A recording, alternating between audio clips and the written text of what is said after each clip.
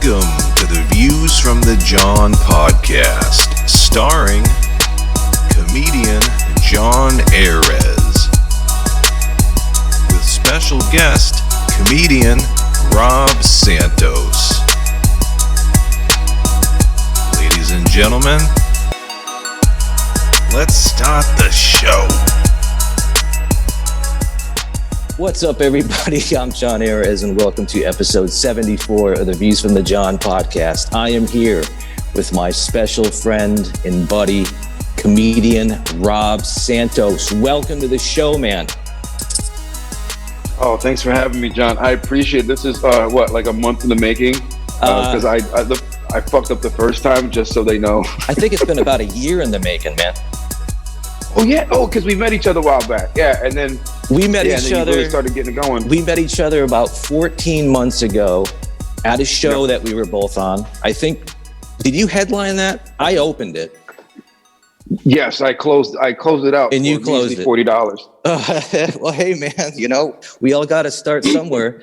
I mean, right. For me, I was doing this, but I think for you, $40 was kind of like an insult, wasn't it? I mean, but I mean, you came from New York City, brother. You were following Bill Burr at one point in New York City. Well, I tell you what, that story, before we even, that story is such a great story because I wanted to follow Bill. Exactly. I would not even think about wanting to follow Burr because he just crushes so hard. That's why I wanted to so bad. I thought of it as if I was going to be, it was like, okay, after the all clear sounds, after the atomic bombs go off and the all clear hits, and then you have to pick up the pieces. That's what I wanted to do so bad. That's what it felt like to me. I just happened to be on a showcase and he showed up, man. A lot of guys have done that. A lot of guys, they come on the showcases, and I always tend to miss the guy. Like, they always go on after I get up, and I get so mad because I want to follow him so bad. So what happened? So like on that particular show, did Bill kill? Oh, dude, this is the best part. This is the best part. Bill, if you're a comedian, Bill killed. Yeah. If you're an audience member, you weren't lukewarm to it, but you were like, okay, because it was at that time Patricia's yearly events, the annual event that they do for him to raise money for his family. Yeah. And he was coming to New York just trying out new stuff, and it was stuff that he used on Paper Tiger. Oh, so this was recent. Yeah, man, this was a while ago. Because I was at the benefit last year, but they didn't have it this year because of COVID, but I was at it in 2019. This was probably like 2 years ago. This is probably like 2018, 2017. Yeah, and that's when he was working on. Yeah, he always comes into the city at least a couple days early and just gets up as much as he can to run stuff. And he's a super nice guy. Yeah, super nice guy. So he popped in on a show that you were already on. Yeah, man. It was great. Aaron Berg was the host. Big ass diesel ass Aaron Berg. Another nice dude. But these guys don't really have to say much to you. They are who they are. They're in their circles. They're doing their thing. They're really good people, man. They're just there to do their jobs. And you get on and you do your thing and you have fun. And then you're sitting there waiting for for the show to be over and congratulate everyone. See how great everyone did. And then all of a sudden Burr shows up, and the whole tenor of the room changes. And when you realize that's what a headliner is. Right. When everything changes. Right. The whole atmosphere of the room changes and knows that guy's there now. Totally. The whole tenor, everything. It was probably one of the most amazing experiences I've had as a performer. And for a young comic like me, if I was on that show, I would be shitting myself. You know what I'm saying? Which is totally fine. Right. But you got experience. So like, what were you like when he came into the room? You're like, yes, I want to follow that because like, that is like the ultimate test is to try to follow somebody. I mean, because this was just a couple of years ago. So this is like Burr at his height right now. Yeah, this is right. Like he was talking about his daughter, talking about a lot of the PC stuff.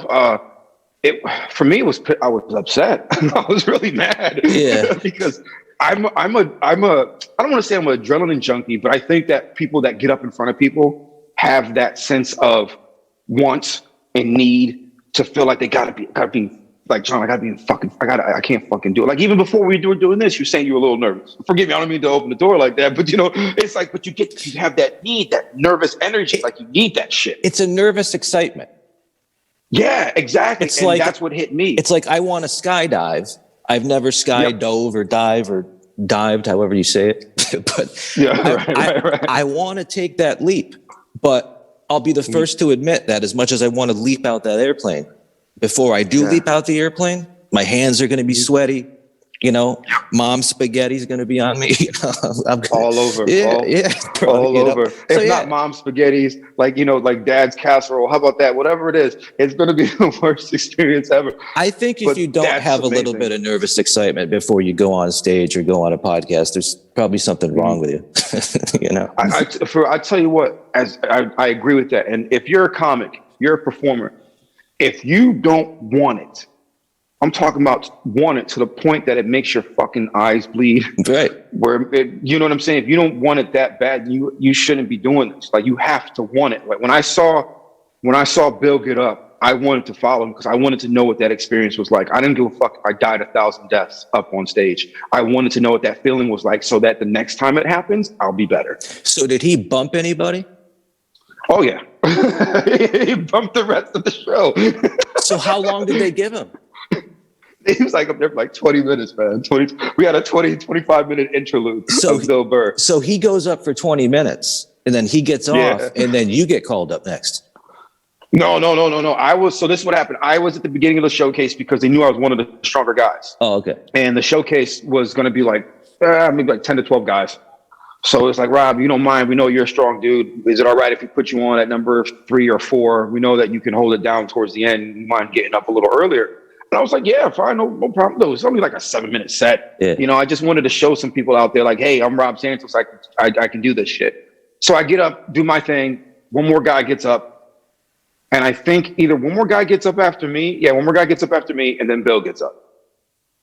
And I was like, what? Like, get the fuck out of here, And I'm just sitting in the back, just like watching the man work. And then this is the coolest part. The coolest part is not even when he gets up and just sabotages the whole show. The best part is when like, when he gets up, when you go over and you look at him and he's on his phone and he's writing. And I say, hey man, good stuff tonight, man. Really pleasure. And he's like, I was like, I really enjoy your work. And he was like, hey, mind if you just give me a minute? I just want to write this down. I was like, dude, I'm sorry, man. You do your thing, homie. Do your thing. And that's something like, he doesn't claim to do. He doesn't really write. I think he just writes down certain tags that might have worked on that night when he's, fucking with new shit. But that's exactly what I do too. I kind of learned everything I did from him just by studying the guy. So. That's what I'm saying. Like you're 100% right. What you just said is 100% right. He might not have been writing stuff word for word, but what he was doing was that he was writing. He was still putting in the work. And when you think about it, like you hear about it, people, they talk about it. When you see it, right? It's a different thing. It's a different thing. And the fact that he was professional the whole time. And, afterwards I went back and shot the shit for a little bit and that was it. Yeah. I've only seen him a handful of times in my lifetime, only a handful of times. But actually a friend of mine is actually cool with him. He does some stuff with him when he comes around the way, does some videos and stuff like with him. So my friend Tom, he does some stuff with Bill. So I haven't got a chance to meet him through Tom or anything like that yet. But it was one of the coolest experiences I had as a performer that night. It was a great night. Right on. So let's introduce everybody here to Rob. This is Rob Santos. Rob, why don't you tell me and everybody else who you are? Who is Rob Santos? Where do you come just from? Just a beige dude chilling. Where are you going? Yeah. Oh, dude, you're so pleasant. I'm just a beige dude chilling, man. I currently live in Hartford. I'm born and raised in New Britain, Connecticut. I think we our pre-production joint yesterday. I ask myself that every morning. Who the hell am I? I live with a personality disorder, so I don't know who the fuck I am most of the time. And because of that, it puts me in a position where it's like I have to figure it out every single day. Like, who am I going to be? Like, am I the guy today whose leg sucks because of my surgery? Am I the comedian? Am I the visionary? Am I am I the womanizer? Am I the dad? Am I the husband? Like, who am I? Every day it's that constant question being asked. And it's tough because living with a personality disorder, even though I take some meds to help me out, it's just still no real cure for it except for just being mindful and living skillfully. So that's a great fucking question. Maybe we'll find that out toward, as we go along. Maybe we'll find out that Rob is a cool, chill guy. Well, that raises some great questions. Who are you today? Oh man. Like right this right second, now, like you say because I don't that's a great question. Does anybody really know themselves and know exactly who they are or who they want to be? Or are they just portraying who they think the world wants them to be, who their friend wants them to be, who their wife wants them to be, their parents, Right. I tell you what, when I think you can decide, you get to decide who you want to be. I agree fully. Moment to moment. I feel like right now I'm your friend I'm on your podcast, hanging out. Right. That's who I am right now. That's awesome. You're living in the moment. Yeah, man. That's it. It's so hard to look. It's so hard to look an hour ahead, 2 hours ahead. It petrifies me. I think I told you before, like coming on, like I didn't want to do the podcast. It's not because I didn't want to do it. It's because my mind. Well, I didn't know you didn't want to do it until a few minutes ago. Yeah, exactly. But it's not like it's my brain. My mind is just telling me these things that aren't real. And it's just like, because I'm petrified of the future. I'm petrified of like looking that far. Like tomorrow at 1:00, I got to do a podcast with John. Fuck. Now I gotta look far ahead like that. Now I can't be in the moment. Oh, so now I'm like, all the months we were talking about it, you were like, yeah, absolutely. But once we set that final date and it was in stone, now you had 24 hours to be like, fuck, Yeah, it drove me crazy. Okay. It drove me fucking crazy. I hear you. And it's nothing on you. It's nothing on anyone else. It's just how my mind works. And I'm learning to, like my girlfriend, we can't even she hates it when we try to make decisions and choices to go vacation, because I hate looking that far into the future. So you ask me who I am right now. I'm here with you, having a good time, enjoying my time with you, John, and hoping that a group of people can understand the behavior that I'm putting out there. And maybe they can say like, wow, Rob's a real good dude. He's an honest guy. Now, can I ask you an honest question without... Go ahead, man. Like without prejudice? Yeah. Is your hair a reflection of who you are? Yes. Okay. Yes. Because to be honest, it looks like you stuck your finger in a light socket, my friend. Oh, see, I've heard that shit. Okay, is that one? Yeah. That one? Light socket? I could also call you Doc Brown. Doc Brown? That's a good one. What's a jiggle? Statue of Liberty on crack cocaine, which is one of my jokes. So you have you have a Statue of Liberty bit. I saw that you did on Caroline's. Yeah. Ladies and gentlemen, unlike myself, Rob Santos here is like an actual real life paid like comic. He's been all around the country.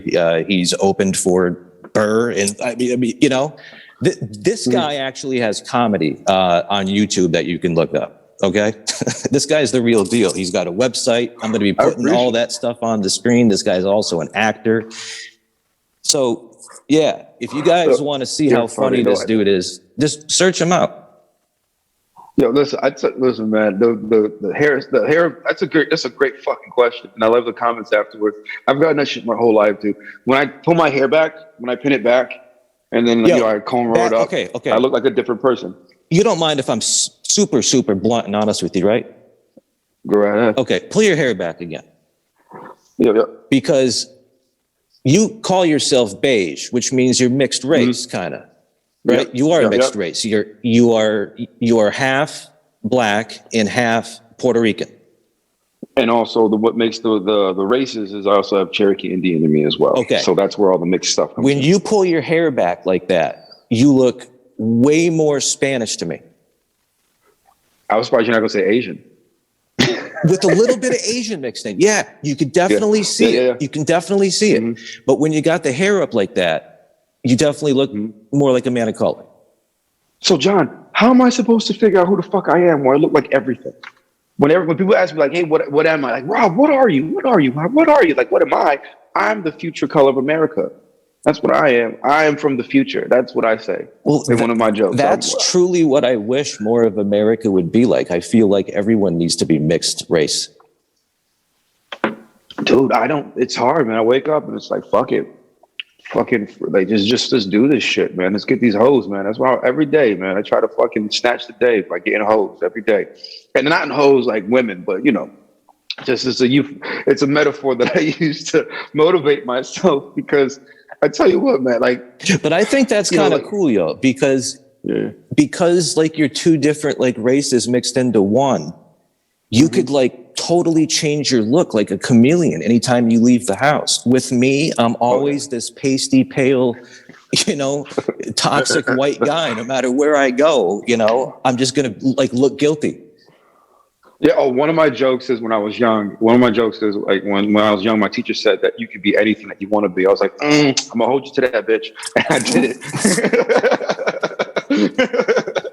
and I did. I just became everything I wanted to be. Whatever I want to be, I can be it. I don't give a fuck. It's just, dude, if I cut my hair down, I can look like a mixed white guy. If I pull it back, cornrows, then I look like a black dude. Dude, it's weird, man. It's just the skin tone and the fact that I'm always pale. It's just weird how this shit works, dude. And I'm trying to grow a beard for some stupid ass reason, so I look weird all the time. So it's tough. Are you able to grow a beard? Absolutely not. I can't either. This is the thickest that comes in, man. I got this thick ass Mexican conquistador mustache and shit, right? This is why I look Spanish, because of the mustache. But the great thing about that is, I bet that mustache came in at like 8 years old, right? Oh, dude, I wish. I didn't start growing facial hair until my mid-teens. Really? Seriously? Yeah, man. I was baby a late face like a bloomer motherfucker. Too. Yeah, me too. Yeah, dude. I was, you pee in the stall and you look over, you see your friend has hair on his joint, and then you look back at yours and it's like, I have nothing. And you don't feel like a man. Like that's what it was like. I was such a late bloomer on everything, John. I wish I could say that I peeked over the urinal at one point in my life, but I don't think I have. Oh yeah, well I was curious, man. I was always curious. I was like, could you compare yourself? It's a constant comparison. Like. That's what it is, man. We compare ourselves. I was just giving. Go ahead. I was just giving my co-host shit the other day. We were telling a story how we were on the Mass Pike late night one night, and we went into a men's room. And you've been on in a men's room on the Mass Pike. There's like 40 urinals in there. So I roll up to one urinal, and there's now 39 other urinals that this guy could pull up to, but he pulls right up next to the one next to me. And I'm like, that is breaking men's room urinal etiquette. You don't do that. If there's one dude at a urinal and there's 3 there, you go to the one that's the furthest away from the one that's already occupied. You don't pull up right next to the dude. That's breaking code. There's some places, but there's some places out there that have holes in the urinals, right? On one side, like let's say you're in one stall and then there's no one's in another stall. There's a hole in there and they solicit gay sex there. Like a glory hole? Yeah, like a glory hole. Yeah. Wait. I thought glory holes were only in the stalls, bro. No, like in the stalls. I'm sorry, not in the urinals, but in the stalls. Like in the stalls, they have those things. So sometimes if you go in there late at night and someone else goes in there, they'll go in there after you. I've had that happen to me a few times actually. They try to solicit sex from me. I got to admit, fucking hilarious. I got to admit, I don't think I've ever been in a bar or a club that had one of those shits. But if I was in one of those places and I'm just minding my own business, taking a leak, and like a ding dong comes out of the hole below me, I'm gonna freak out like it's a snake. I'm gonna be like stomping at it and shit, yo. That's gonna freak me out. That's the last thing I'm gonna expect while I'm taking a piss at a bar, is to have like some cock come out of the side of the friggin' bathroom at me. That's so funny. No, the dick doesn't come out first. That's too soon. Fingers come out from underneath. Oh, okay. It starts with fingers. And then what you do is, they start with fingers, and then if you're interested, you put your foot underneath, and then the dick comes out. Can I ask how you know this shit, brother?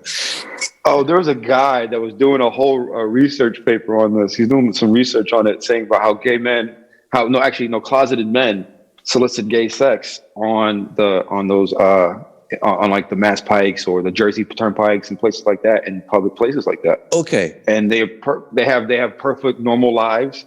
They have 2-3 kids or whatever, and they go do that on the side. So that's perfect. So now I know. If I'm ever in one of those places, if the fingers come out, what do I got to do to say yes or no? You just slide your foot underneath. Sliding your foot underneath means yes. Yeah. And what means no? I don't remember it 100%, but I remember sliding your foot underneath shows interest. What if I were to take his entire fingers and snap them? What would that mean? Would that mean you picked the wrong dude? Yeah, it means you're a maniac and you're not into that kind of thing. It means you're not into having a good time. That's what it means, John. It means that you're not into a good time tonight. Or to look at it another way, it might just mean that the last thing I was expecting, because I'm so naive, is to have somebody's fingers come through a hole while I'm trying to take a leak in my. It's not even through a hole. It's right underneath the stall. Oh, it's under the stall first. Yeah, it's under a stall first, and then you put your feet under the stall. It's fucking nuts. I remember reading about that when this was a long time ago. So I don't know if it's changed since then, if there's new rules to it now, but it's fucking nuts, dude. It really is. It really is. The shit that you learn. Hand signals and shit like they're Navy SEALs or something. Yeah, man. But think about it. Like, you talk about who you are, right? Talk about who are we? Like, who are these guys that are doing this? They're closeted like this, that they have to go around and solicit this type of behavior amongst each other because of the fact they can't come out and just say, "Hey, this is who I am." They have to hide it. They have to closet it. It's got to be a very lonely existence. And I stopped feeling that way after a while. I said, "Fuck it. I'm a psychopath, and I'm going to run with it." Yeah. Well, good for you. Do what makes you happy. Do what makes you happy. Yeah, man. It just, I think that's what everyone's essentially trying to do, right? You know, doing what makes them feel good, as long as it's within reason. That's my whole approach. I'm a very moderate sort of guy, and when I say about moderate, it's because, you know, Aristotle talked about everything in moderation. That's how if you indulge too much, man, it's not a good look for anyone. You know, no matter what it is. I wish I could apply his theory when I drink. You and me both. I'm 200 pounds now. I drink like 12 beers. Once I start, my problem is I can't stop. Yo, listen, man, I could go for a beer right now, dude. Don't get me started. You ain't getting Sunday afternoon drinking. Oh yeah, man. But that's me in a nutshell, man. I'm just a beige dude chilling. That's it. I don't fake to be anyone that I'm not. So Rob Santos obviously is a professional comic. That's what you do for a living. You started out in New York City, and you've gone back and forth between having New York City be your home base and Hartford, and then New York City. Now you're based in Hartford. Comedy is one of your full-time jobs.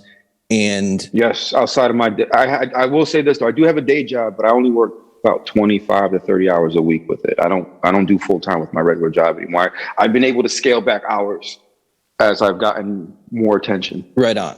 So when you're not working at your job, you're obviously doing shows, touring. Yep, running the workshop, running my studio. Yep. Rob has a comedy workshop, a very successful comedy workshop where he teaches comics like me that don't know their ass from their elbow how to be better. You know what I'm saying?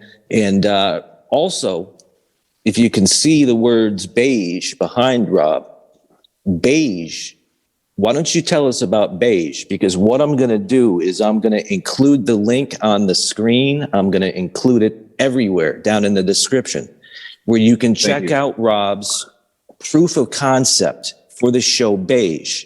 What is a proof of concept? I didn't know what a proof of concept is. A proof of concept is like what comes before a pilot. The proof of concept is like a band's demo tape. The proof of concept is what you try to sell to a network. Then the network, if they like it, they'll approve it for a pilot. Then you do a pilot. And then if they like the pilot, then you get a TV show. Yep. You got it right on the fucking head, man. I like band's demo tape. That was such a fucking great description. Well, that's kind of the background I got started in. Rather than getting started in stand-up in my late teens, I got started in the music. Which is totally fucking dope. I feel you, man. Yeah, music is great. But I find that the music scene and the background, like the back end to running a band, is very similar to the comedy scene in the back end. Yeah. Mm-hmm. And, there's a lot to it. There's a lot more than meets the eye that people don't understand. I agree. But the business of comedy is a crazy thing, yes. Yeah, absolutely. So your show Beige, that proof of concept, it's about 13 minutes long. I watched it. I was hooked. Everybody that I've sent it to was hooked. I sent you, like feedback on it from other, people. So yeah, everyone that I know has seen it, loves it. What kind of feedback have you been getting on it? A lot of positive feedback. Because what we did was we crunched everything in all at once. Right. Some of the best feedback was one of my cousins. Her daughter was saying that was he has the same issues I have. And she's in her early teens, and it's like, yeah, he's feeling the things that I feel. It's like I'm just like him. That was probably the best one, and so many others felt it as well because just by some of the words that I used, like one of the lines I used in the proof of concept, and I think it was also in the trailer, was that not all violent acts are physical. And when I said that, it really resonated with a lot of people because they're like, wow, I felt that. Mm-hmm. Because I think people have had heinous things happen to them mentally and emotionally that they didn't understand in that moment and took them a while to get over. So all the feedback we've gotten has been extremely positive. Yeah. We are very happy about what we've gotten back. And why don't you tell everyone listening and watching what this show Beige is about? I mean, you guys seriously need to take the 13 minutes and watch this proof of concept. It's a 13-minute, really well done show. Thank you. Well, the idea about it is so in my community, and I just say my community, being a quasi beige black dude, right? I remember just for us, we get more love coming out of prison than we do coming out of anywhere else, like finishing school. I thought it'd be funny, or interesting. It's like, what would it have been like for a stand-up comedian coming out of a mental institution after a long stay in? What would that be like? Because I've been there. I've been in mental institutions before, about 3-4 times. And I was like, what would it? Because every time you come out different. And the funny thing is you're different, but the world around you isn't, but it is. And what I mean by that, it's like, yeah, the world changes in terms of technology or whatever it is, just 24-hour news cycle, but it still stays the same because you're still feeling like you don't belong there. And so conceptually, it's like stand-up comedian Rob Soto is my character's name, even though my name is Rob Santos. So Rob Soto comes out of a mental institution after 3-4 months stay, and he tries to fit back into a world that doesn't fit in with him, which is essentially the premise. And tries to connect with his family, connect back to stand-up, and just tries to find a way to give himself to the world that, can't really accept him. And he's still trying, even though the world doesn't accept him. Well, can I ask you some questions now based on... Go right ahead. Here's the questions that I came up with that a lot of other people might also have when they watch the proof of concept. Sure. This show is obviously, like, even though you're playing a character named Rob Soto, this is all mostly based on your real life experience. The show is about you. Now, the first thing I would think, with me being a comic as well, is that coming out of the mental institution, you would have a whole slew of new topics to talk about for the stage. Oh, you got you. Ton of great. Yeah. You don't have shit. I'll tell you, like, my experience in mental institutions were similar to what Tupac had when he was in jail. When Tupac was in jail, he was like, yo, he's gonna come out with a bunch of crazy shit. And he said it was probably the most demoralizing experience he ever had. The creativity part wasn't even there. No. Because it doesn't exist. Because when you're there, I'm not necessarily in jail, but you're so busy working on yourself that you don't think about anything else. Right. You think about, don't get me wrong, I thought about the stage, but I wasn't there. I wasn't creative enough at that moment to be like, hey, I need to much like writing. Work some shit out. I just mean, being in an institution like that, it just gives you a lot of ideas for material, because I'm sure you went through a lot of crazy shit, saw a lot of crazy shit. Oh yeah. When you get out, then it hits you. Right. then your faculties come back. Yes, that I can agree with. I understand now. Yeah. When you're in, not necessarily, because when you're in, you sober up quick. Right. I saw a guy, and I don't use this term like that. I saw a guy literally run up a wall and knock himself out. Was he on something, or is this just because he was just him? You ever seen, you know how like in the first Mario where he would run and then he would jump up to get the flag? Like that's what he was doing, man. And it was something, because I just happened to be walking, because sometimes depending on who you are, they let you walk by yourself a little bit. They let you walk around the floor, in a circle and shit, so you can kill some time. And I was just killing some time, and then they were like, I just saw a bunch of guards run to the room, and I saw him do the Mario thing, and then out cold. And that was the last I saw of him. Damn. Yeah. Like, I don't think he killed himself, but I will say that he probably went to a different part of the facility. And the thing is, one time, I don't mean to, like, I'm not going to use their real name because I don't remember it. One time one times I went, it's like, yeah, we're all saying our names, like, hey, I'm Rob, whatever. And it's like, oh, hey, I'm Diana. And the lady said, oh, I'm Diana, and I'm Tiana, and I'm Grace, and I'm Paul. Like, it was like, I sat there, I was like, what the fuck just happened? And this is not trying to make fun of them. It's just you sober up so fast, because I guarantee you, if the majority of the people who feel that, oh, I'm depressed, I'm this, I'm that, I guarantee you, if they put themselves in and they go into these spaces and they check themselves in, they were sober up like that. Yeah. And when I did that, I was like, man, I'm not as crazy as I thought I was. Right. I know I need help. I know I'm on a certain part of the spectrum. I don't even label them as crazy. That's rude. I'm not as bad as I thought I was. And that to me is what I found intriguing about myself, because we think we're the worst of the worst, man. And then we go in and we see people who actually need more help than we do, who live with mental and emotional ailments that are far superiorly detrimental to who they are. It's like going into a hospital with a hangnail and complaining about it, like all these white women, right? And then and then you go into a hospital and you see people crying and dying of cancer and AIDS and all sorts of shit. Like it's the same thing. Like you go in there thinking that you're mental and really messed up, and then you see people who are really struggling, and it sobers you up to the fact that you don't have it so bad. Yeah, forgive me, I didn't mean to interrupt, but I was just thinking about some of the conversations we've had in the past and about how you were able to, mind over matter thing. Like, I tell you what, when I started taking, like, people shit on medication. Those motherfuckers need medication. and yo, and it worked. Because when you see them off that shit, when they would refuse, people talk shit. Oh, medication, man. That's just the government trying to make you shut the fuck up. No, stupid. Medication works for people that it was designed for, that take it in the appropriate manner.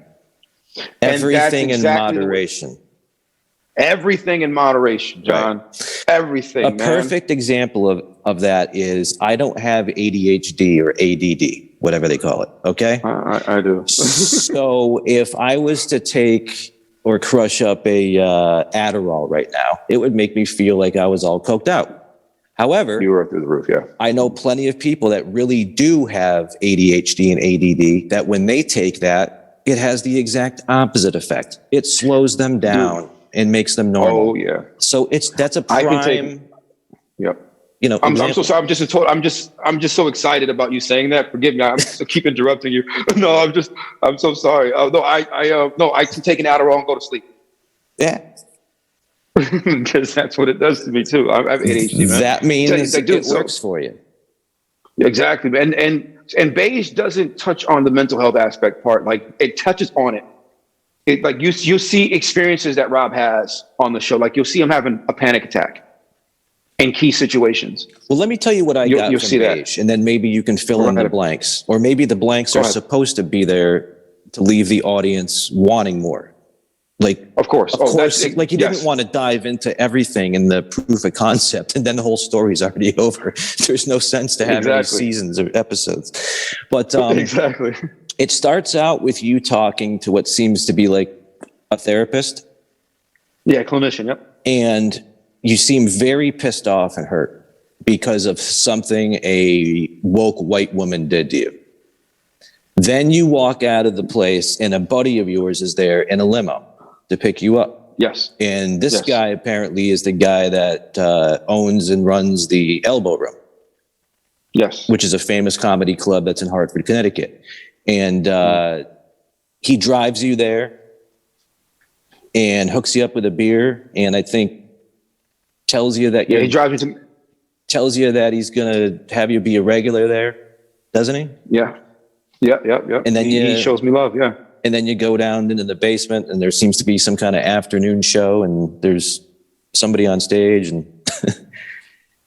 and then you go to see your mom. So we see my mom. We see my mom before. So yeah, Rob tries to hide out and go see his mom before he goes and sees his family.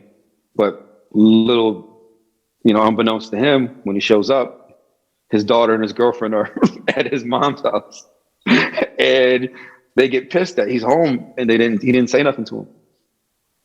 So yeah, that's what I was wondering. It's because I didn't understand the context of why you guys were fighting. Well, that's the thing too. The whole idea was, if you watch it, you did watch it, but one of the lines is, it's just like, wait, when did you? His mom's like, what the fuck? It's like, when were you going to tell us that you were home? Like, they were pissed that he was home, and you got to mind the fact that they've already been upset over how he left. That's what doesn't get touched on in the proof of concept, but it will on the pilot and in the subsequent episodes. Okay, so the family and whatnot is upset that you went away to try to better yourself at a mental institution. Exactly. Or maybe they're not upset that you're trying to better yourself. They're upset of how you left it or how you went about it.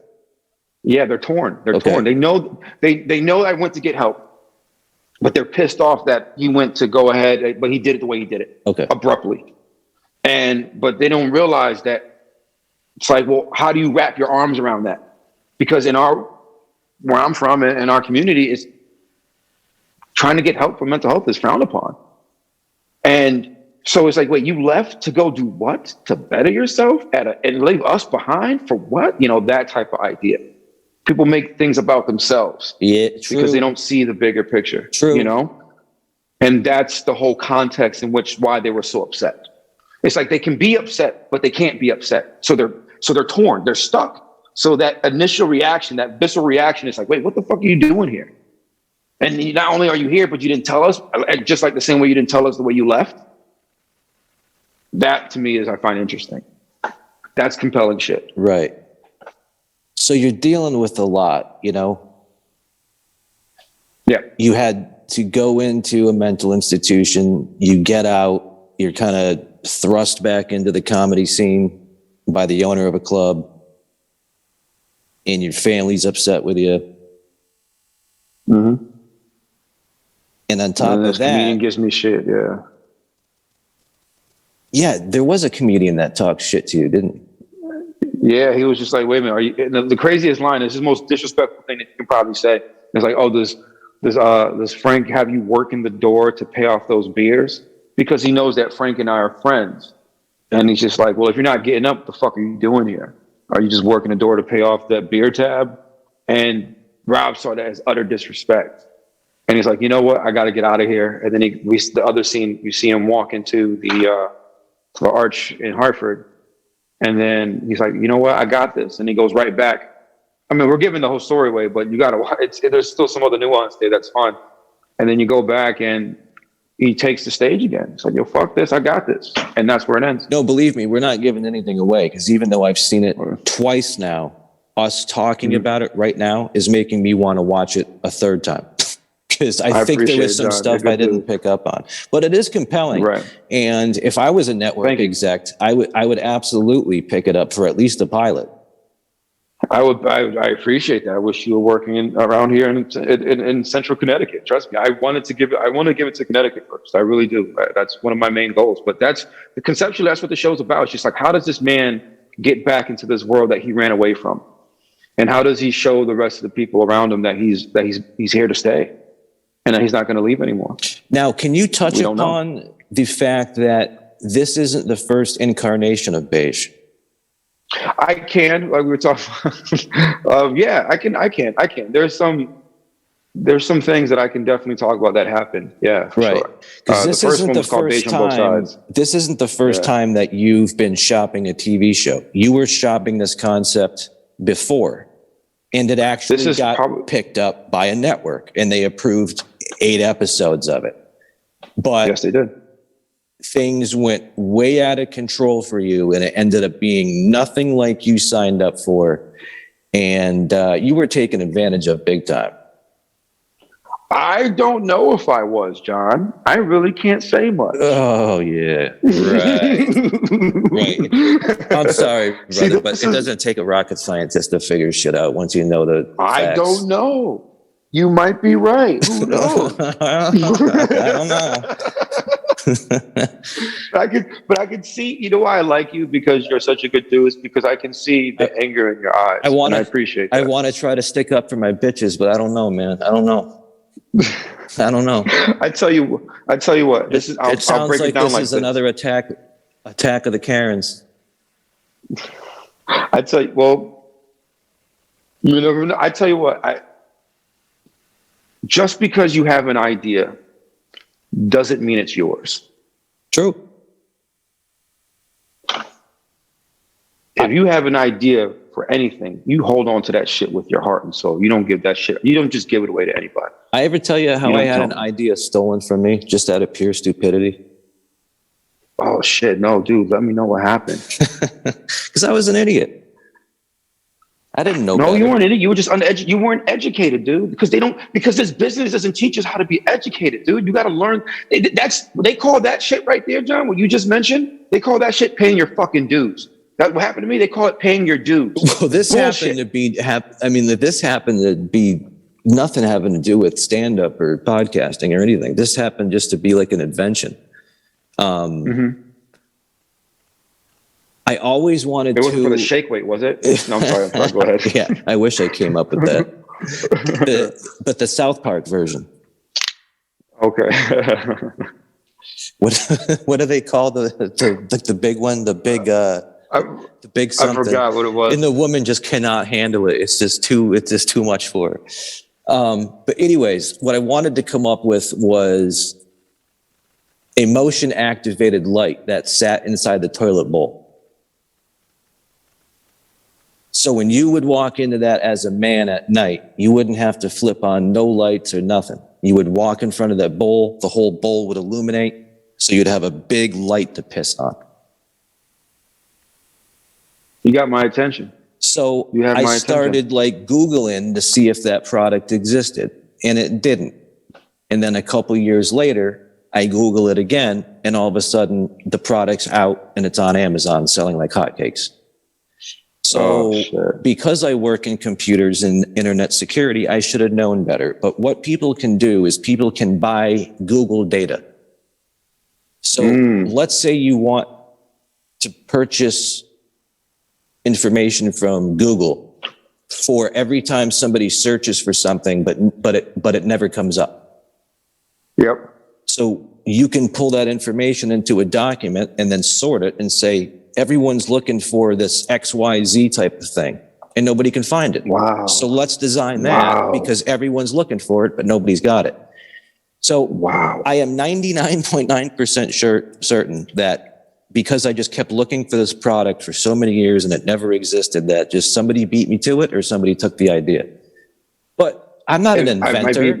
I'm not an engineer. How the hell am I going to like engineer like a prototype for like a toilet light? You know what I'm saying? Like what? But from the same thing from my experience, dude, I'm not a writer. I wasn't like a television show writer. I'm just a comedian. You know what I'm saying? I'm just someone who has a great idea.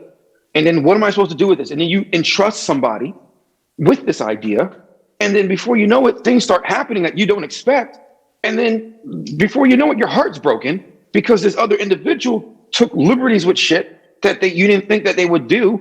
And then they flip it around and turn it on you as if you were the one at fault. Right. And so now you're sitting there and you're wondering like, what the fuck? And you feel just like the way you felt. Yep. You feel stupid. Yeah. And you're hurt. And then you don't want to do anything. And it tests your pride. And that's what they say paying dues. That's what it's like. No, that's just somebody acting like I had a conversation with a couple of friends of mine about lawyers. And people was like, oh, lawyers, oh, they're such pieces of shit. Yeah. But I say this to them, I was like, but think of it like this. It's like, okay, lawyer is someone who upholds the law, prosecutes it, defends it, whatever it is. That's what a lawyer does. The individual and the behavior supposed to do is what they're supposed to do. That's a whole different thing. All what my experience with lawyers is I've been screwed by two, and I've only had two. Right, and I understand that. What I'm saying is it because of that individual's behavior and the fact that they know information, but it's all behavioral. It has nothing to do with the actual term lawyer. There are some good lawyers out there, but whenever you heard lawyer, you get the negative connotation because we tend to think that that's who they are. No, a lawyer is not bad. It's the individual who acts like a fucking asshole is what makes the term bad. Precisely. Just like all police aren't bad, it's certain individuals that have that badge should absolutely not have one. It's different with lawyers. The two lawyers that I dealt with, let me real quick. The first one told me I couldn't sue the drunk driver that almost killed me because I didn't have enough in medical bills. Then I find out years later that was bullshit. We could have sued for as much as we wanted to. It didn't matter how many medical bills I had, but because I was naive, I believed him. He just didn't want the case anymore. Then I ended up putting in for a transfer at a job. And then the transfer went through, and then all of a sudden they told me that the job was no longer available, and then that my old job I was transferring from was no longer available. So it's like, all right, am I laid off? They're like, no. It was a weird situation.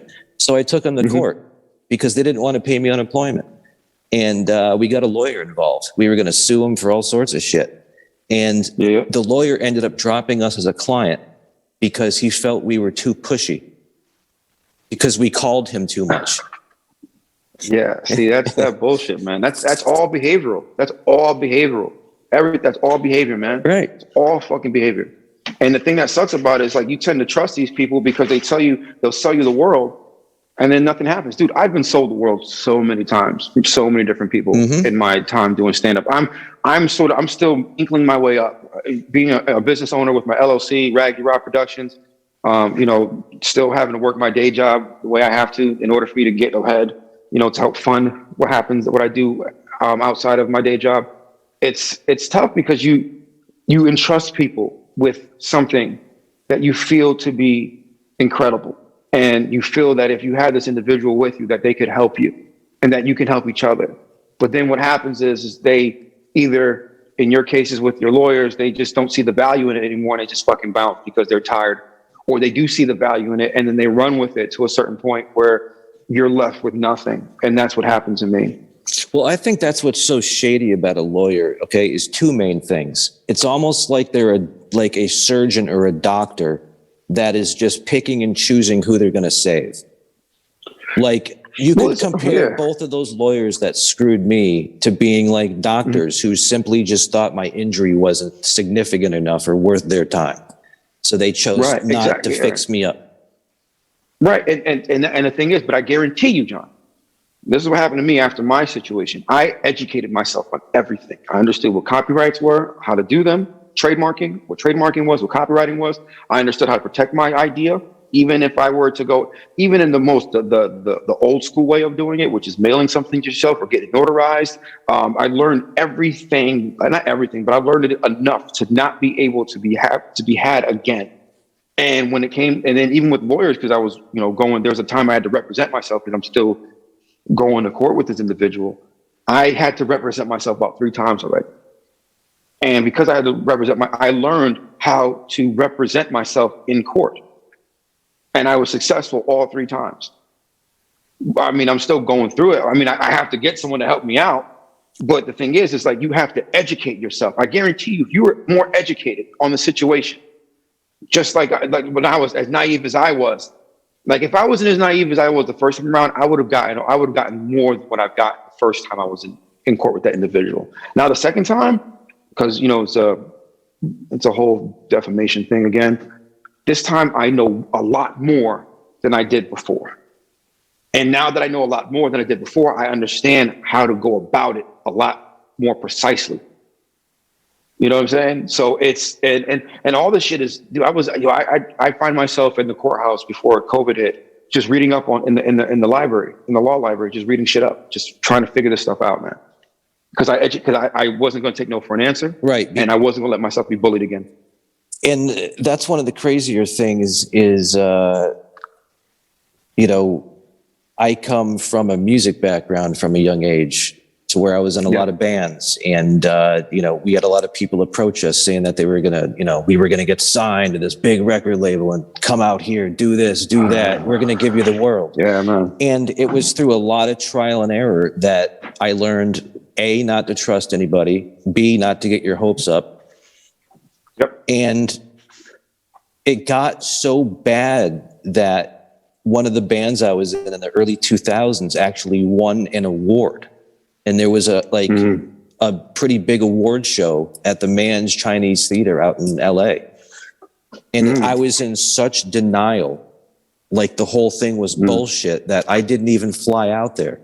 The drummer and his wife did. And everything was real. And everyone out there was like, where's everyone else? There were record executives there from all the major labels.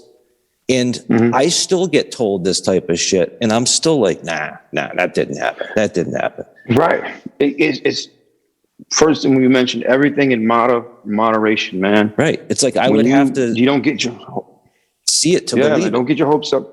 Exactly, dude, because you hear it so much. Right. And it's just like, and then you don't believe in it. It's like, don't you get yourself up too high, don't get yourself down too low. My thing is, it's like, what happened with the person I was working with, some people were telling her shit like similar to what happened with you, saying, oh, it can be on this network and that network. And because I've been fed dreams so many times, I was like, well, until someone presents us with a contract, I'm not getting my hopes up. Have you tried Netflix? Because apparently they just give anybody a contract. I heard, but I think what we want to do now is we want to crowdfund it on our own because we want creative control. And that's a big thing. The big thing that when you start negotiating with network executives, the biggest thing that you want is control of some sort. Absolutely. And because what happens, the more control that you have and you own, that's what you want. You don't want to have everything sold out, because you've already been through that once. Yeah. And everything turned out too easy. Wrong. Like not exactly like it needed to be. Dude. Yeah. I'll tell you what, fast forward the story, I suppose. I got called. The network called. The network called me to back out on the deal as I was checking myself in for a therapy session across the street from the network. That's like breaking a tooth on the way into a dentist. Yeah, man. It was tough. It was fucking tough. But I tell you what, it was the best thing that happened to me. One of the best things. Getting sued the first time was probably one of the best things that happened to me, because I learned so much. And, the thing about it is, it's like, I asked this person to help me out of desperation. I got tired. Look, think about it like this. There's a lot of comedians out here. Your area, my area. Yeah. We just go from show to show. $50 here, $40 here, closing the show out. $100 here, $150, $200 there, whatever it is. Then you maybe get out of one of the better comedy clubs. 40 to headline is doing low. But we won't get into that. But the point I'm making is that eventually you just ask yourself, where am I going? Am I just chasing money? Just to say that I'm a pro comic, or then you're a local dude. I'd like to think none of us got into stand-up for the money. You don't, but you understand eventually you're a commodity. You hope one day that it's going to lead to that, but that's just it. I mean, how many years you've been doing this, man? I mean, that's kind of what I wanted to touch on more, is that like you started out in New York City in like the late, like what, 08-ish? Around 09. So I went to a comedy school in 08. They're called American Comedy Institute because it was just a way for me to get into New York. Dude, I was homeless for about a week, living in my car. And I didn't want to go home because I knew that going home wasn't for me. I wanted to be a comedian so bad that I slept in my car. And I didn't even touch the stage. I didn't even go to the school yet. This is in 2008. I was sleeping in the parking lot of the Walmart, and the woman that I knew that I'm cool with, still cool with to this day, love her to death. She saw me get out of my car one day, and she was like, she asked me when we were working. She's like, "Rob, do you have a place to live?" And I was like, "No," because mind you, I was on my BlackBerry. And this is like when whatchamacallit was really popping off. Craigslist. Yeah. Couldn't find a place. This Korean woman, and the only reason why I say Korean woman because she fucking shitted on me with money. She acted like she didn't want to know English all of a sudden when I needed my deposit back. Well, she gave me half of it. What's wrong with Korean women? Nothing. It's just the fact that she all of a sudden act like she just started acting like she didn't speak English anymore when I wanted my deposit back. Is that non-PC? And so no, I don't give a fuck what it is. I was pissed. I was fucking homeless for a fucking week because of her. You know what I'm saying? I don't give a fuck what that shit is. I was mad. It's like, now I was like, I'm just being honest. Fucking, now you don't understand English. When I want my money, like, fuck out of here. So because of her, which is because of her choice, her choosing not to give me my money, I was homeless for a week. And this woman that was very kind from Texas, she was living uptown in the Heights. And she's like, "Hey, would you want to come take a look at the place I have uptown, this room I have?" I was like, "Yes, I'll take it." She's like, "You sure?" It's like, "You haven't seen it." It's like, "I'll take it." It's like, "I live in my car." I'll take whatever. Yeah. And she's like, "Well, okay, since you'll take it, the only thing is it's $500 a month, but the only thing is that you can't live there yet." I'm like, "Why not?" She's like, "Because it's technically a crime scene." Let's see, car or crime scene? Yeah. So, dude, the crime scene was way better. So at least there was a bed in there. So I go, and she tells me that apparently because an older guy died in there. So they ended up clearing everything out. I threw out the mattress, and I ended up sleeping on the box spring that the guy died on. And the box spring had bed bugs. I had no idea. My girl, she came over a few times, got bit up. But I think they liked me. And I always say to myself, that man died so I could live. Because after that, I went to the school. Everything went well. After I went to the school, I got out in 2009. I hit the fucking stage like a fucking madman. Like a fucking maniac, dude. There wasn't one night out of the week that I wasn't up on stage doing something. 2010 was probably like my best year of comedy. That's what I want to do. That's why I was planning on already being in the city had this virus not hit. Yeah, dude, I'm talking about 400 times a year, dude. Yeah, that's what you gotta do. Yeah, I spent a lot of money. The problem is, there was a lot of open mics. Spent a lot of money doing. I invested a lot of money into myself. That's what some guys don't get. Yeah. You have to invest in yourself. That's a lot.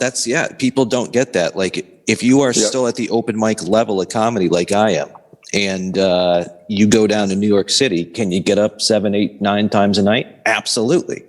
But is it? But is it free? No. There's a 2-drink minimum. Sometimes you got to bark. Sometimes you got to bring X amount of people. But you got to be smart, John. You got to be smart. Sometimes you got to get a lottery. Sometimes it's a lottery system. Oh, dude, I crushed my lottery. I crushed I did this lottery thing for to get past that at what was it? The place over uptown on the 2nd Avenue. What was it? Not the comedy. What was it? Fuck, I forgot the name of it, man. The comic strip. Crushed my audition. Yeah. Didn't get past. I crushed. I was saying shit that people weren't saying at all. Crushing my auditions. But that's what I've been doing it. It'd be 12 years in April, man. Now that's to answer your question. 12 years in April. Starting in the city was great. But I left because I didn't think I'd be able to handle success. And I was afraid. And I ran, and I used my daughter being about to be born as an excuse. And I had this one guy who wanted to rep me, or at least one who really thought I was great, said some super wonderful words to me, said I was talented, said I was a gift, said I had all these awesome superlatives. And I was afraid. And he said, in 10 months, if you kept working at it the way you're working at it, you're going to be something else. And I was like, what? No, I'm not ready for that. And I bounced. I was And that's what people got to understand, man, is that you were fully in it, crushing it in NYC in 2009. And then eventually you had to make a tough choice, or you came to a crossroads where you knew that you probably couldn't handle the success you were heading for, A, and B, you made another tough decision to man up and move to Hartford, giving up your career so you could be a father. Yep. And also the main one was I valued my mental health more than I valued success. Right.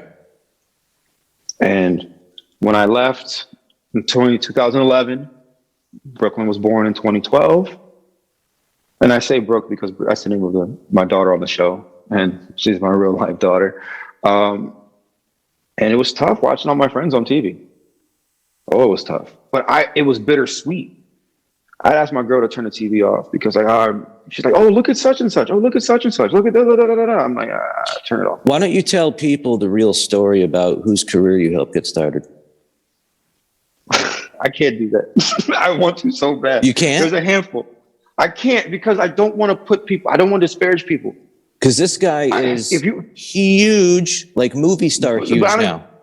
But I don't even want to mention his name because there's a handful of times that my girl would tell me, like, hey, you know that joke you have about such and such and such and such? I'm like, yeah, looks like this dude is doing it. Mm-hmm. If you would have hit me up about this maybe 5 years ago, maybe, or like before I just started doing DVT, maybe I would have gotten into it. The only reason why I don't want to get into it is because I've grown. And it doesn't make sense for me because trust me, I've talked to you about this off the record type of deal. And but even then, like, even now that you present it to me, it's not that I'm afraid to talk about it. It's just, it wouldn't make any sense because I'm nothing compared to what the individual is in the grand scheme of things in Hollywood's eyes. In Hollywood's eyes, maybe, but in terms of talent, I don't really think he's the most talented dude. I really don't. He's decent, but I think you're just as good, if not better. It's just some people just seem to get lucky and others don't. And I can't figure out why some people come up smelling roses every second of their life and other people just get shit thrown at them, you know?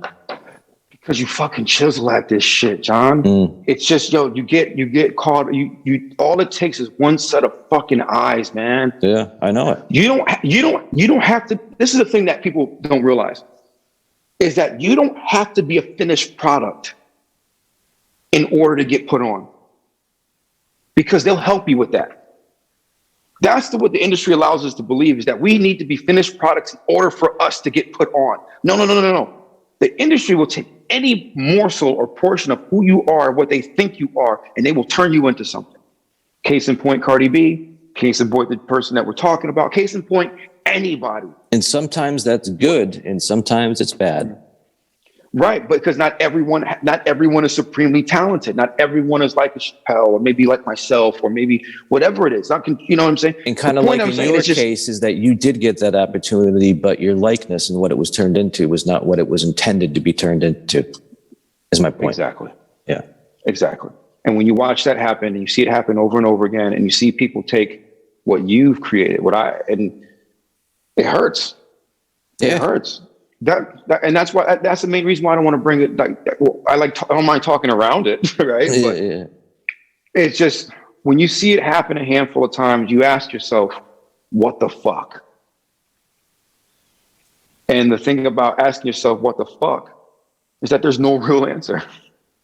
Let me ask you so this is what I can foresee in your future here. I think this new incarnation of Beige is the shit. Thank you. I think it's going to get picked up. Everyone I know who's seen it has loved it. It's going to get picked up. And now, because you've been through this shit once, you know your stuff now. Yeah. Now this is going to be fully your show. You know how to do things now. And I think you're going to have a lot of success with it, man. I appreciate it, John. You're great, man. Thank you. I appreciate you sharing it, man, for having me here. Like, I can be super long-winded. I just hope that it resonates with people in a way that it's like, wow, I feel the same way. And I want people to say, I feel the same way and I understand this man. I think everybody's fascinated by human behavior and just like getting a sneak peek into someone else's life, especially someone else's life that could be like yours so you can relate to it. Or maybe someone would like to watch it because they don't know what it's like to live your life. They don't know what it's like to be beige and see the world through your eyes. They don't know what it's like to live with borderline.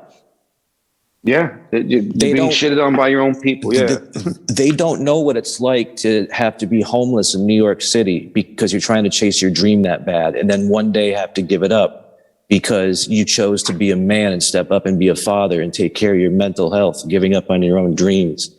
And this is the type of stuff that you're talking about. And I think a lot of people can relate to it, but I think as well, people can learn from it. We need to know more about each other because at the end of the day, I don't believe in races. I think there's one race, the human race. We're a lot more alike than people think we are, despite how light or dark our skin color is. We're a lot more alike. But I think we have to learn more about each other. And I think this gives people an intimate view into your life. And I seriously hope it gets picked up. I think it will get picked up, man. I really do. Listen, I appreciate that, man. I really do. I'm the hardest part about this business is becoming a disgruntled artist because it's so easy. Because Conan O'Brien said when he lost the Tonight Show is that none of us get what we exactly what we want. My examples. If I was Conan, I wouldn't be complaining though. No, but I know what you mean. But it's just like you strive. His whole goal was to get the Tonight Show, and he gets it, and it's taken from him. And it's like, what are you going to do next? You just move on. And I had to learn how to move on. I had to learn to let go. I had to learn to shed that old skin. And if there's anyone out there who's of any type, performer, just anyone trying to get a job, like, you know, because people tend to get locked up in jobs that they fucking hate because they don't believe that they can find anything better. It's like, wait a minute, you don't think you can find something better than what you have now? You don't think that, and even if it means taking a few steps back so you can take a giant step forward. You know, I went from working in a retail job that fucking that hated me damn near to taking a step back to work at a job that had more stability and helped me out. Now I took a pay cut. I took a nice pay cut, but it was fucking worth it. My sanity is so much better. Absolutely. And now I've built up the skills. So now in the field that I'm in now, I can actually go for something better. It took a year and a half, but it's fucking worth it. Look, like when you frame it the way you framed it about me, like I never thought of it that way. I never thought of it like I made a tough decision for myself or for my family. I never thought of it that way because it was so long ago. But yeah, I made a conscious choice. Some of it was due to fear, but it all boiled down to one thing and one thing only, was knowing that I've had more value on myself than what anything that on comedy could offer me at that time.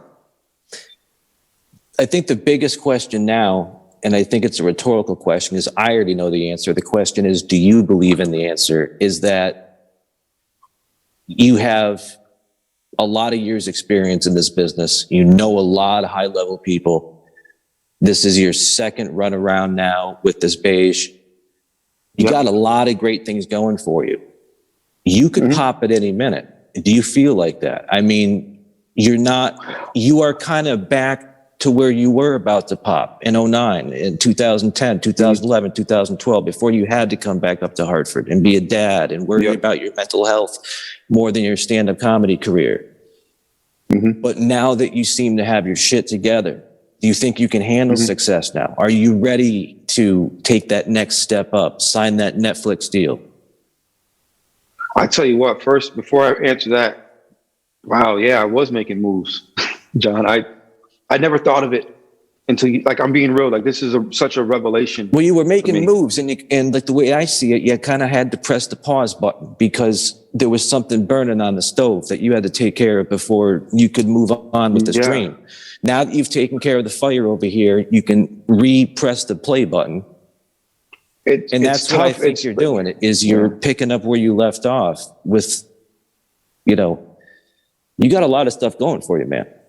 That's my point. I agree. I'm taking it all in, and this is all happening in real time, you know, and like, yeah, I fucking was. And, to answer the question, yes and no. And the reason why I say yes and no, which the indifference of it all will turn into I don't know.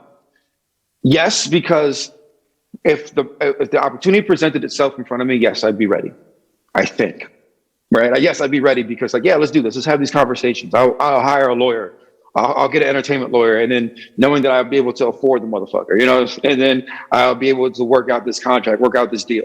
Yes, I'll be ready for that. No, because it's a whole different experience that I've never been a part of, that I've never seen before in terms of on that higher level.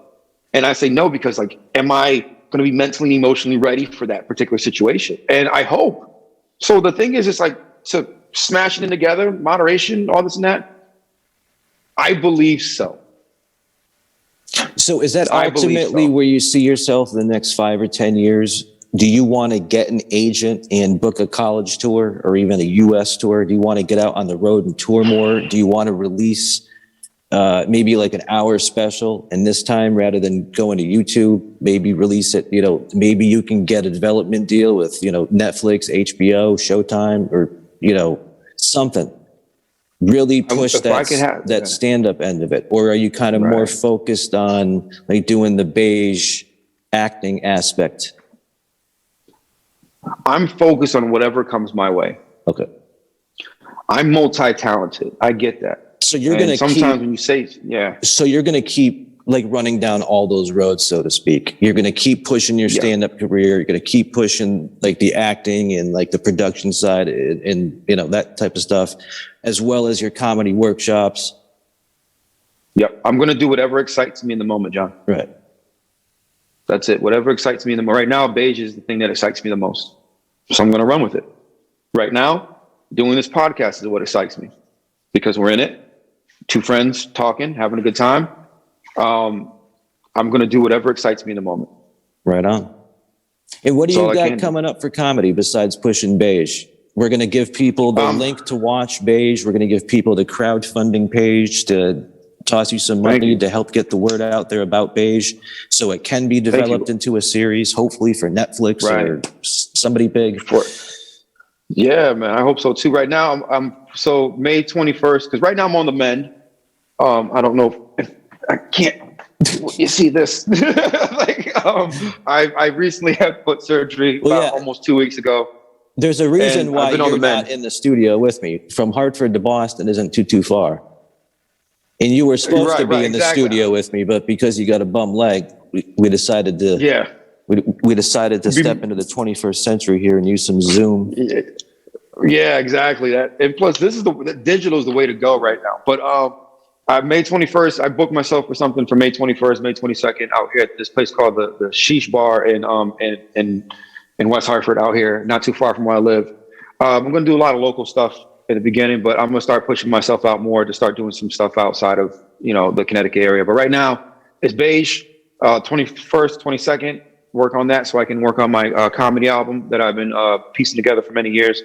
You know, check my website out, robsantoscomedy.com. I did this one show called 860, America's Bedtime Story, and I did Musings of a Madman, which were just two small little specials that weren't necessarily the most polished because we were under quarantine. So I was like, yo, I got all these fucking ideas. Let me just throw them out there and see what happens. And that's what I did. I recorded I recorded one in August and I recorded another one in October. So I recorded two of them within like a 2-month span from one another, you know? So I was like, fuck it. I got these ideas and I'm still not done with that material. I'm still going to polish it out and work it. Yeah. So right now, Beige is the shit. May 21st, May 22nd out here in Connecticut. And hopefully I get some more bookings and I can come to people's areas. Absolutely. And I hope to hook up with you for a few shows this summer because not being able to get up right now is driving me crazy. I need that outlet. I looked forward to that nightly outlet of going somewhere around here and getting up every night, whether it was a show or a mic.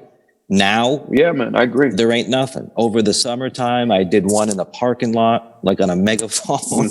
You know, I've done the virtual ones, but you know, it's so much different. I need to be in person with the people. Just moderation, man. Take what you can get, dude. Seriously, like I look at it. This is the problem. We live and breathe in such extremes that we don't know how to navigate through them. And the best way to navigate through the extremes is finding the middle. I'll give you an example. When you're on stage, this is one thing that I was taught. You always find your middle of the room. When I first started doing comedy in New York City, you had to do check spots. And check spots are the most brutal spots ever. But I would hold my own in those check spots. Reason why check spot sucked because you were fighting the waitresses and people paying. So one of the things I was taught by one of the comedians was to find the middle of your room. So no matter where it was. So typically what you do is, and if you notice this, guys on television, guys when they do specials, they go boom, boom, boom, boom, boom, boom, boom, boom, boom, boom, boom, punchline. Set up, like premise, set up, punchline. So they always go from the left to the right or the right to the left or whatever the size of the room are, and then they deliver the punchline. So they're always looking in the middle of the room when they're delivering the punchline. Yep, wherever the most people are paying, you always do the middle of the room. I'm like a 6-year-old in Little League with my eyes closed, swinging the bat, hoping I never mind looking. Right, man. But that's the problem, dude. Like, this is the thing. So, like, and the reason why I bring that up is just find the middle of your room. When you're feeling the way you're feeling, man, just find the middle. Find the middle between being the way you feel versus what could happen if things were different, and then living in that space so that you can find comfort and control. But see, that's just it. That's why I wanted to go to New York City, so I could get up 7 nights a week or 7 times a night. Well, what happens out of 6 of those 7 spots you do? They suck. How are you going to handle that emotion? But that's just it. The more I bomb, the more I get used to it. The more you get up there, the more you get. Practice makes perfect. But what's killing me is and you just said, I don't mean to interrupt. You just said it. Right. Practice makes perfect. Right. So bombing, practice, your middle. Right. So fine. How come we can't find your middle now? Well, that's my point. Is because COVID shut everything down. Yeah. There's still a way to. Yeah. There's nowhere to do stand up. Nobody that I know around here is doing any stand up anywhere. Dude, I created my own shit. When I did 860, we did America's Bedtime Story and Music to a Madman. We fucking did that shit in my friend's backyard on his porch. Yeah, and there's ways of doing it. That's the type of shows that I need to. Well, I don't know, because those are shows more than they are mics, right? Yeah, but you can find it, John, is what I'm saying. You're a gifted dude. You know, if there's anything about you that I know, that you're very resourceful and you can take small little things and make it bigger. That's the one thing I've learned about you since I've known you. And the thing about it is you have such a level of persistence about yourself that I enjoy, that I'm not threatened by, because it's like, you just want to help and you just want to be there and you just want to move. You just want to help. You just want to rise up with everybody. I just want to be part of the gang, man. You know? That's what I'm saying. Yeah, dude. But you also add your part. So what I'm trying to say is that you have this gumption, if you will, for lack of a better term, to create that. It's there. Now you just got to find what's going to be best for you and use the resources that you have to build that. Yeah. That's all it is. And that's just the thing. Like, I would be absolutely down for getting into the more show circuit. But before I do that, I need a new 5 to 10 minute solid set. But before I can get that set, I got to work that shit out at mics. And right now, because of COVID, there's no mics. Do you really? John, do you really? This is what we're talking about. I don't know. Maybe I need to sign up for one of your workshops. Maybe you come in and audit. I would love for you to come in and audit. I'm dead ass, because this is the thing. The guys that get put on, they're not fucking ready. Because I got some material that get put on, they're not ready. That I literally don't know how to take to the stage, because maybe the topic's too racy, but I know there's a way to navigate it. Or maybe you don't know your point of view yet. Sometimes you got to be, a genius to navigate, or just have a lot of experience to know how to take a thought. And no, dude, I'm gonna tell you straight the fuck up. I'm gonna tell you straight up, because I care about you. Look, man, all you need is your point of view. The first thing you develop within the first 5 years of your 3 to 5 years, I would say about 5 years ish, you develop your point of view. Then the other 5 you start develop. Then you get your voice, right? Your point of view is, every time you see a topic, you know how you want to attack it. That's the thing. You develop that first. And the way you do that is just by working it out. Yes, you work it out, you get up. But let's just say there's no mics around, but you can get an opportunity to do a show. You're going to turn that show down because you can get a couple opportunity to do a few mics? Fuck that. You're going to do that fucking show. You're going to take the jokes that that do work, mix in the stuff that that you might be a little hesitant with, and then you're going to sandwich it in with the stuff that works. Because that's what you have to do. Look, we have to work with what we're given. And the thing is, it's like, in your situation, you're still developing that point of view. You know, we're all still developing that. I didn't get super comfortable on stage until year 10. Yeah, I'm still way green. There's no doubt about that. But I mean, but don't put yourself down. No. I'm not. But okay, good. It's just that process of, you know, having to repeatedly step in shit before you actually find your way around it. And right before the lockdown hit, I had a revelation that I was going about my stand-up, my act, completely wrong in every freaking possible way. And then I started taking classes and I started reading books and I started realizing I was doing everything wrong. And right around that same time, I went down to New York City last year, did stand up for the whole week. A lot of the material that was bombing up here was crushing down there. And then I took some of that same material that I really polished up that week in New York, took it back up to Western Mass for a gig. And it was, some of it hit, some of it didn't. And then I started blaming the audiences. Well, it's sometimes you can blame the audience because they may not get what you're saying. I hear what you're saying on that. But after that, COVID lockdown happened a couple of weeks later. And then over the COVID lockdown, I realized that from the topics I was picking to how I was walking out on stage, to the first thing I was saying, to my facial expressions, how I was holding the mic, if I was holding the mic. I mean, everything I was doing was completely wrong. You know? Ah, wow, man. Well, I'm glad you came up with that realization. I tell you, like, John, like, dude, you have to go through that. This is the best time for all of us to be comics. You know how tough it is to be a comedian, a working comedian, and having to be on all the fucking time, that level of pressure. This is the best time to be a comedian for yourself, for anyone who's just starting up, because you get to be around your friends. You get to try out new ideas. What ends up happening is that people start to get frustrated and they get upset is when they start to see their friends get put on or the other people that they don't think should be put on, because it's like, well, I'm doing the work. And then that's when people get disgruntled because like, oh, I deserve this, I deserve that. Instead of just like focusing on having fun and doing your work and keeping your eyes like this. Every comedian will always tell you, yo, you got to keep your eyes on your own motherfucking paper. But it's so fucking hard because we want this so bad. But at the same time, it's like, what are people willing to give up to get it? Yeah, but you got to keep your ass realistic, though, because like me being a year or two in, I don't expect anything from anybody. I'm only a year or two in. Nobody owes me nothing. Dude.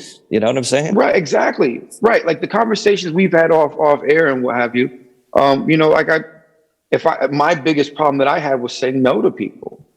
You know, that was my biggest issue. And sometimes you have to say no. Sometimes you have to say to someone, no, I can't do that right now. I'm sorry. You're still my people. And a lot of time people are afraid to say no. So what they do is they just ignore you, is what I've found. Yeah. Right, exactly. People that like to pay $40. But no, I'm just saying, like, but it's just, but without getting into that too much, it's just, but I get what you're saying. It's just, you have to be steady. You have to be steady and you have to be ready. That's it. Always be ready. And then once you have that opportunity, because you never know when tomorrow could be the first day of the rest of your life. You never know. I think today's the first day of the rest of my life. But I think once we hit tomorrow will be the first, or I don't know. Dude, I don't know where I'm going. You never know. So, you never know. Someone could see this podcast and they'd be like, yo, I like this guy, John. Let me get him in my circle. I like what he's doing. People might see this. People might see the show. Like, you don't fucking know. So why do we put so much emphasis on stuff that we don't know? Well, that's just it. Crazy. I started out with 1 subscriber. Now it's gone up to hundreds, thousands, millions, gajillions. You're getting listen. So gajillions. You're doing it. So listen, everybody. I'm going to put all of Rob's links down in the description of the video and in the podcast. And they're also going to be up on the screen at random times. But check Rob out at robsantoscomedy.com. I don't think I really need to spell Rob and Santos for people. If you can't figure out how Santos is spelled, God help you. Right. Rob is on Instagram. He's raggedy_Rob. If you don't know how to spell raggedy, ask Siri maybe. I don't know. And then the Indigo link to check out the Beige Proof of Concept, Rob's new TV show, is a little bit too long, but it's going to be on the screen and it's going to be in all the links and all the promos and all that kind of stuff. So just click on it and check it out, man. And also give a few bucks, give $100, $1,000, whatever you can to Rob's GoFundMe, which I imagine the majority of that money is going to be used not to go to strip clubs, but to actually help market the show to Netflix and so forth. And just is help us shoot it, help us pay actors, help us pay local people, local artists, local crew members. I haven't seen a dime yet of any of the stuff that I've done. Even the first iteration, I didn't get paid for. Other people did. Just so you know, I can act, I can produce. There's all sorts of stuff. Listen, you know what my fee is? If I got, listen, what's your fee? My fee's just a hug, brother. That's all I want. Listen, next time I see you, hey, listen, like I always tell people, if I got room for them, I'll holler at you. All right. I'm always open to working with new people. Always forward to it. Like I've always said, I hope my milkshake doesn't bring any boys to my yard. You never know. Shit happens. Shit happens. You never know. Shit happens, dude. Well, Rob, I'm looking forward to hooking up with you, man, especially this spring and summer, because I'm sure these outdoor shows are going to be popping up more and more now that the weather's getting warmer in our Northeast area here. And I need to get on as many of those as possible, especially if the mics aren't happening, because I'm going out of my mind. I need to get up. Not having gotten up other than virtually or on a sidewalk in a year, it's killing me. I don't know about you. I'll holler at you. You know, I'll holler at you if I do another one after my leg. If I got a 5-minute spot for you, I'll hit you up. Just be ready. Just be ready. I don't know if I'll ever be ready, but I'm willing to dive in. That's the fucking fun part. if I break my neck because the water's a foot deep, well, hey, then it was a hell of a ride, right?